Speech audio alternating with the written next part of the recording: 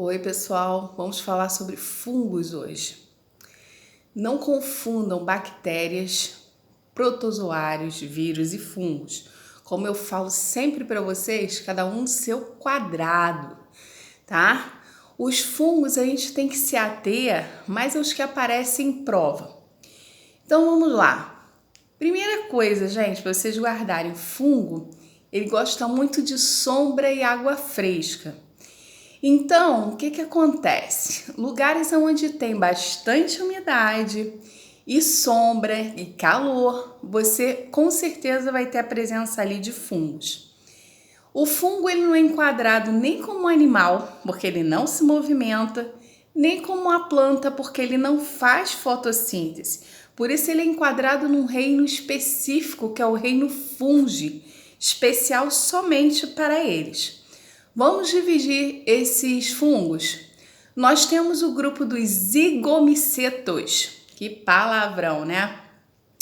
Os zigomicetos são os fungos unicelulares, geralmente são causadores, por exemplo, das micoses. O famoso sapinho que dá na boca do bebê, aquilo é fungo, tá? O pé de atleta, que é aquele fungo que dá entre os dedos do seu pé, não tem nada a ver com sujeira. Você, por exemplo, tá apressado para ir para a escola, tomou banho, aí você com o pé úmido e calor, você bota aquela meia, aquele tênis, e se ali tiver fungo, aquelas hifas, que são os nomes da célula do fungo, são chamadas de hifas. As hifas se multiplicam, formam micélios, que são os conjuntos de hifas, e vão dar origem a um corpo de frutificação do fungo. Isso tudo, gente, entre os dedos do seu pé. Qual o perigo disso? Se você não tratar, vão abrir feridas, que são portas de entradas, por exemplo, para bactérias, protozoários e vírus. Então, esse é o perigo, tá?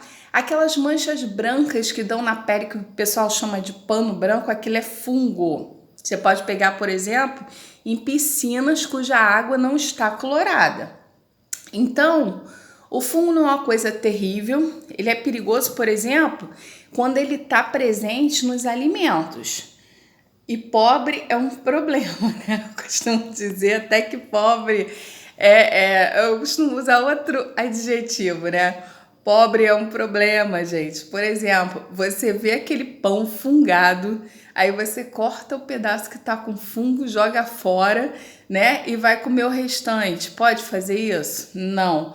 Porque você não vai enxergar as hifas do fungo que já se espalharam por aquele alimento, tá? Então não pode fazer isso. Você pode chegar no hospital parecendo que você teve uma overdose causada por drogas.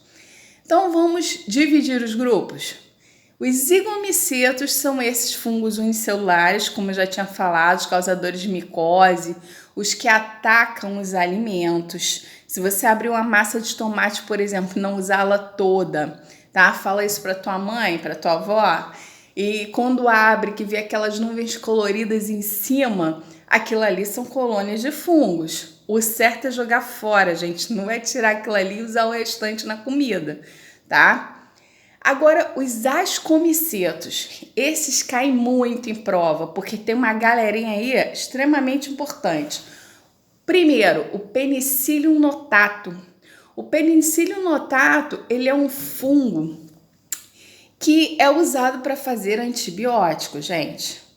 Você se cortou, sofreu um acidente, o médico vai prescrever para você a penicilina. Tá? O Penicillium notatum, ele produz toxinas que matam micro-organismos. Então, por exemplo, você vai evitar num ferimento que você contraia, né? Bactérias oportunistas, protozoários, vírus. Então, a penicilina ela serve com esse fim, para isso. Aí nós temos também os... Ai, gente, deu branco. Peraí. O Saccharomyces cerevisiae. Que palavrão. Olha só. O Saccharomyces cerevisiae, ele é um tipo de fungo que faz a fermentação das bebidas láticas e alcoólicas também. Então, por exemplo, aquele leite fermentado, né, que a gente não vai dar o nome, vocês vão lembrar logo de um nome, né? Ele é fermentado por quem? Pelo Saccharomyces cerevisiae. E o álcool, por exemplo, o álcool etílico do vinho, da cerveja, que são bebidas fermentadas por esse fungo, também vem daí. Como é que ocorre essa fermentação? Olha o que cai em prova, presta atenção. Tem fungos que são aeróbicos, ou seja, eles usam o oxigênio para quebrar açúcar, glicose. Tem fungos que são anaeróbicos, eles não usam oxigênio para quebrar glicose, eles vão usar nitrogênio, outros compostos, enxofre, para quebrar essa glicose e tirar a energia dela. Agora, os fungos anaeróbicos facultativos, o que significa isso?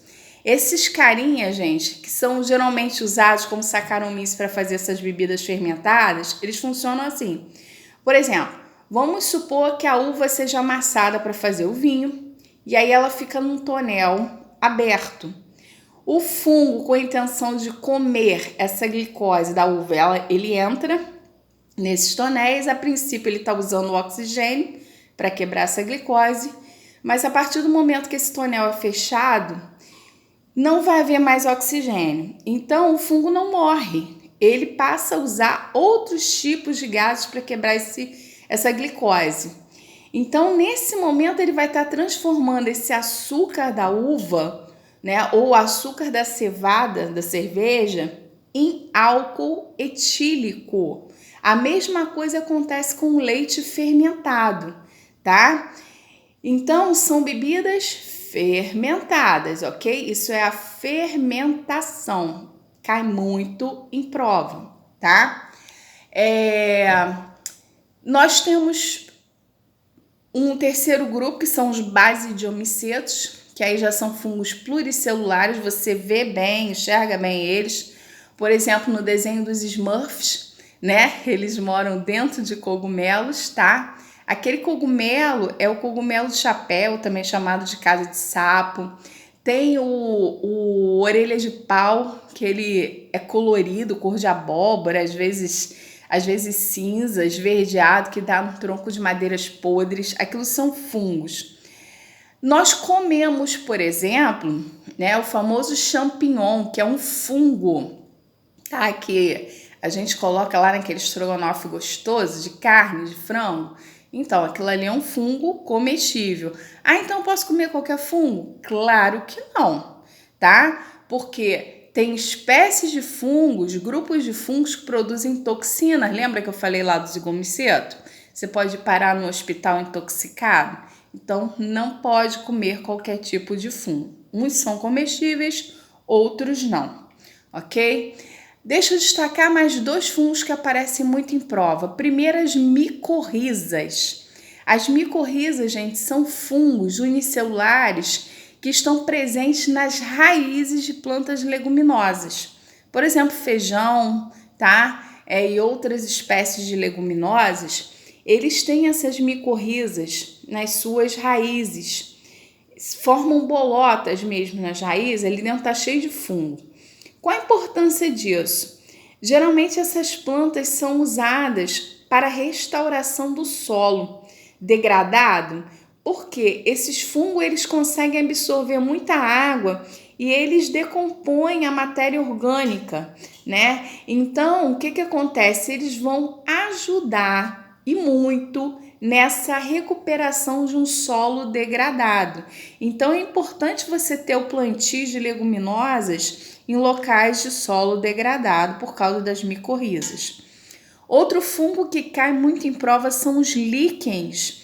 Na verdade, o líquen ele não é um fungo, né? Você tem aí um casamento entre algas e fungos, tá?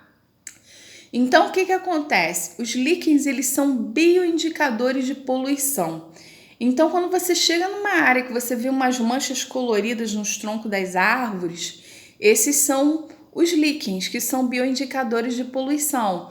Então, o que acontece? É sinal que aquele ar ali é mais limpo, tá? Que o ambiente, ele tá sem tantas toxinas, tá? Então, o que acontece ali? Como é que funciona essa parceria? A alga faz a fotossíntese, passa a glicose para o fungo e o fungo, por sua vez, doa água para a alga. Então, é um casamento perfeito, tá?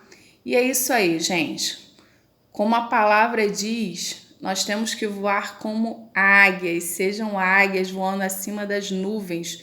Busquem o melhor para a vida de vocês, ok? Beijos!